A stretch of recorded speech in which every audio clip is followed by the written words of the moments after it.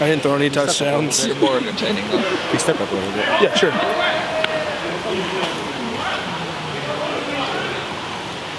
How you feeling? Feeling good. Sore, tight. It's week. I think it was week 10, right? Well, week 11 with the bye week, so everyone's kind of feeling it, but feeling good. Throughout a game where you're kind of dinged up like that, what drives you to keep going? Just my teammates, for sure. You know, they give everything they got day in and day out, so I have to give the same, and just the pride of that. And I kind of look at it this way, like Alex Forsyth hurt his shoulder against Washington last year and played that whole 17-play drive with AC joint that was very hanging on. So I can play through anything. So I was going to ask you about Alex in terms of just the progress you've made this year in terms of just kind of football knowledge. How much did he help you in having him around for a couple of years? Oh, a ton. I mean, he sends me like good luck texts to this day. Like we have a great relationship, but he took me under his wing and he taught me like almost everything I know. And I really studied him. I really, wherever he went, I went. Like I was a little brother.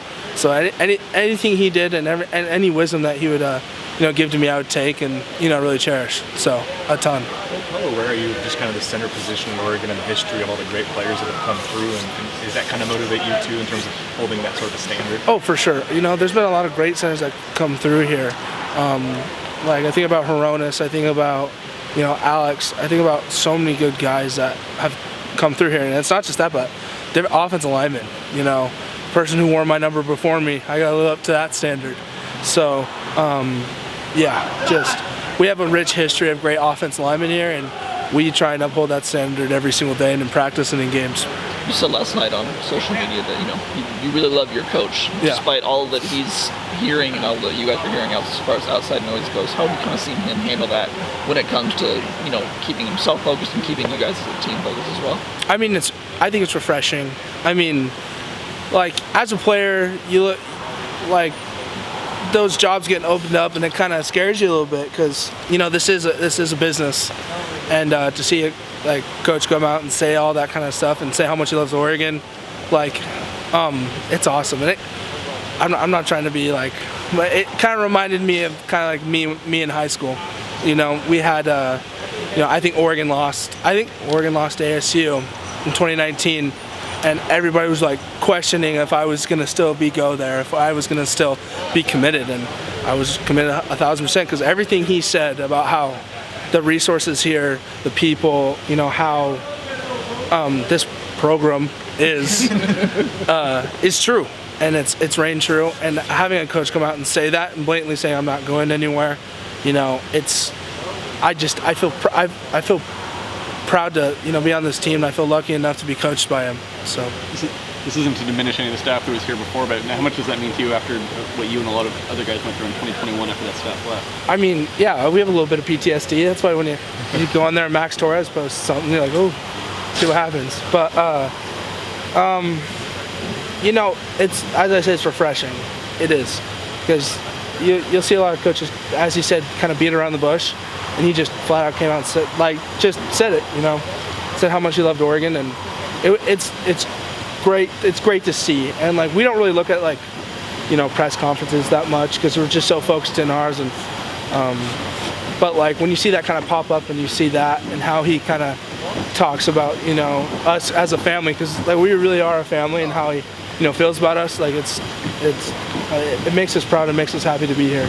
So ASU's defensive line was pretty disruptive against UCLA last week. What have you seen on film? What made them so successful last week and challenged them? Well, they're a great program. Their head coach, Coach Dillingham, was here last year, and he does a great job. He brings that enthusiasm, that juice, and that just love of football, and you can see that trickle through their offense and through their defense too. And their D-line is one of their big strengths on their team. They move around quite a bit. They have great power. They have great speed, and we're excited to play. And it's a great opportunity. And we saw a lot of great stuff on film. Film doesn't lie, and they're really good. So excited for a great opportunity. I'm excited to see him again because Coach Dillingham is not only like a good coach, but he's a great person, and it's just good to see him. He's a cool guy. Does that make? Every game is important to this next game. Just going up against him, does that maybe add a little bit of extra for you guys? I think we're just focused on us and what we're doing and how we're preparing. I think we're more focused on that. I mean, it's cool. It's kind of cool to play somebody that you played under, and I would say it's cool, but I don't think it's my main focus. So. What was talking about your guys' relationship in terms of pre-snap and how kind of that Yeah. have to have that chemistry? How have you seen that develop? And I guess how nice is it for you to have someone as knowledgeable as him to work with? Oh, it's awesome. I mean, he helps me out quite a bit on a lot of things, and since before he's taught me a lot. But having that chemistry, pre-snap, him, it's settling. Like it's really like it makes it so I can cut it loose and have fun, because I don't have to stress that he's not going to do his job, because I know Bo's he's gonna give it 1,000% and do his job to his best of his ability. So. You mentioned you kind of shadowed Alex. Do you see Poncho kind of doing the same thing with you right now in terms of just kind of following you around and trying to be a sponge? I mean, yeah. I mean, a little bit. I mean, I think what's different with Poncho is he has a brother here. Right. So he's around him a lot. He's around Marcus Harper a lot. Marcus Harper's a great leader, and he's a great example too. He's around him a lot, and they get along really well. And I'd say yeah. I mean, I think our room is so great that way, because with Alex and all those guys, like those were the main core old guys.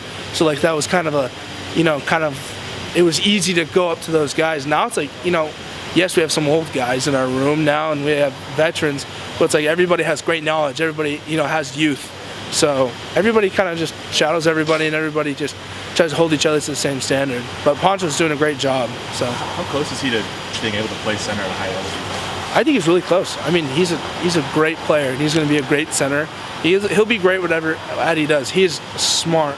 He's so smart, and he gets the offense, he gets the calls, and he's eager about it too.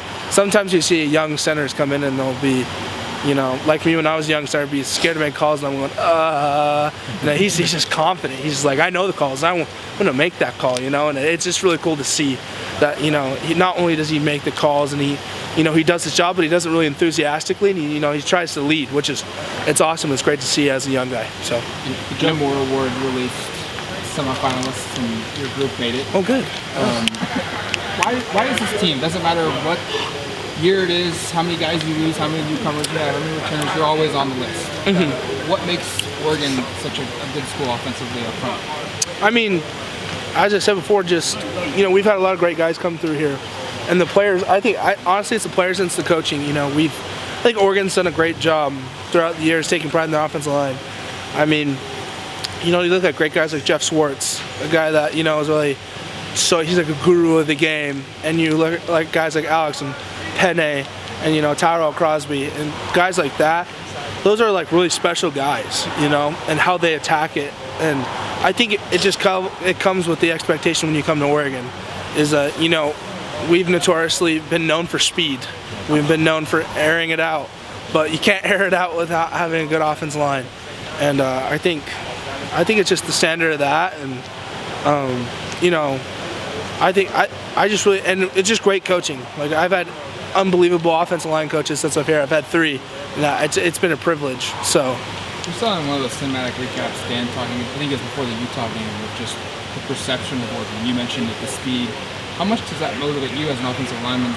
We want to be known as physical up front, not just the speed and throwing football. Well, yeah, no, for sure. I know everyone thinks that this is flashy, new uniform every week, and that's a chip on our shoulder for sure. But I think we just take that and we get to prove someone wrong. I think when you're in a position to prove someone wrong, and you're in a position to exceed expectations, there's excitement, and I think we just come with that every week. And if let's say people started saying, Oregon runs the ball really well, our next thing's gonna be like, okay, now how can we be better? So with the penalty stuff, how close do you guys feel like you are close to getting it kind of shored up, and it's been sort of the one Achilles heel of this offense so far? We're working on it every week, and we're harping on it, and it's everything right now. So I think we're close to getting there for sure, and it's a great time to hit your peak, a great time to hit your best football. So I think we're just focusing on that. Cool. Thanks, Jack. Appreciate it. Thank you guys.